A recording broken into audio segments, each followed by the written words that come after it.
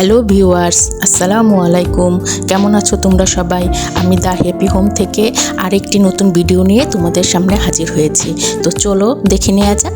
আজকে আমি তোমাদেরকে দেখাবো রাঁধুনি হালিম মিক্স দিয়ে হালিম তৈরি।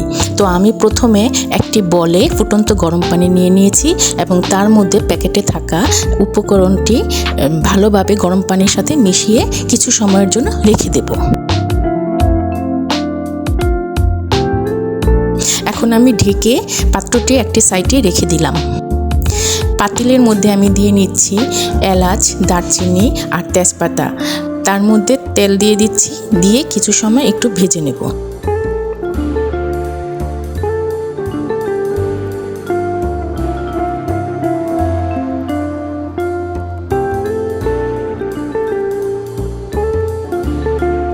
এবার আমি এতে পেঁয়াজ কুচি দিয়ে নিচ্ছি।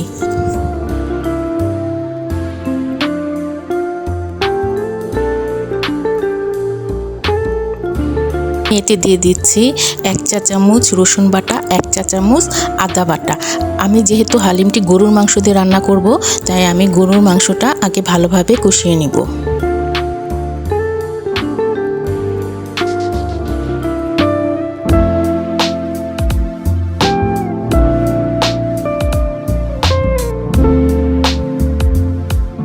দিয়ে নিচ্ছি স্বাদমতো লবণ।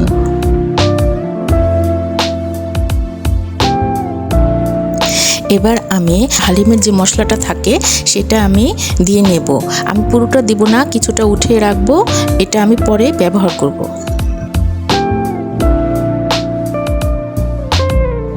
এবার আমি এতে দিয়ে নিচ্ছি মরিচের গুঁড়ো, দিয়ে আমি ভালোভাবে মাংসটাকে কষিয়ে নেব।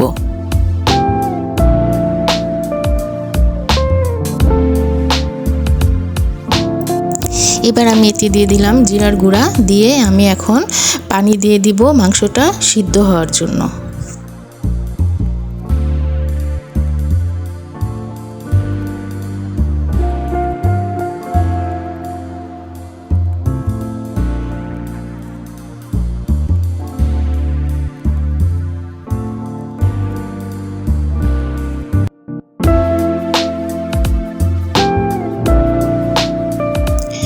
আমার মাংসটা রান্না হয়ে গেছে। এখন আমি যে ডালটা ভিজিয়ে রেখেছিলাম সেই ডালের মিশ্রণটা এখন আমি ঢেলে দিচ্ছি, দিয়ে আমি ভালোভাবে নেড়ে নেব।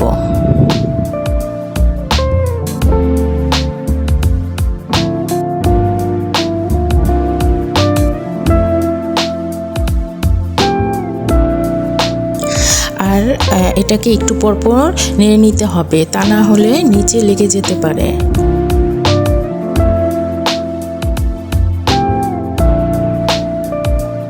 এবার আমি এতে হালিমের যে মশলাটা রেখেছিলাম সেটা এখন এর মধ্যে দিয়ে নিচ্ছি, দিয়ে ভালোভাবে নেড়ে চেড়ে নেব।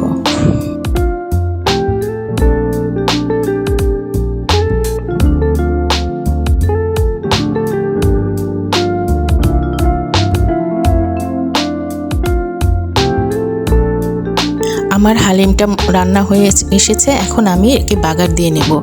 আমি পেঁয়াজ আর কিছু শুকনো মরিচ দিয়ে বাগারটা দিয়ে নিচ্ছি। আপনারা চাইলে এতে রসুন কুচিও দিতে পারেন।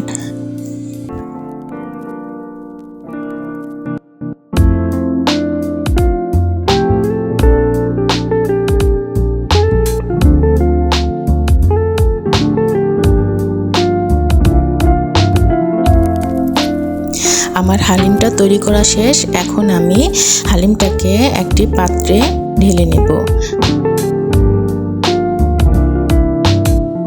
আমি এখানে আগেই কিছু পেঁয়াজ বেরেস্তা করে রেখেছিলাম, এখন আমি এই পেঁয়াজের বেরেস্তাটা হালিমের উপর দিয়ে নেব।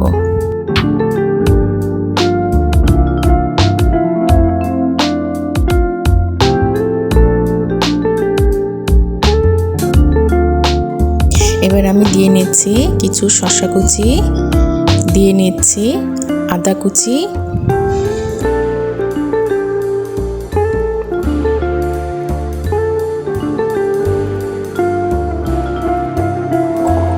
দিয়ে দিচ্ছি গাজর কুচি,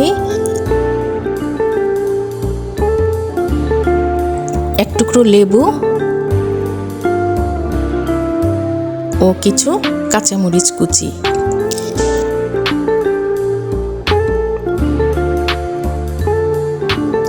তো এই তো হয়ে গেল আমার হালিম রান্না।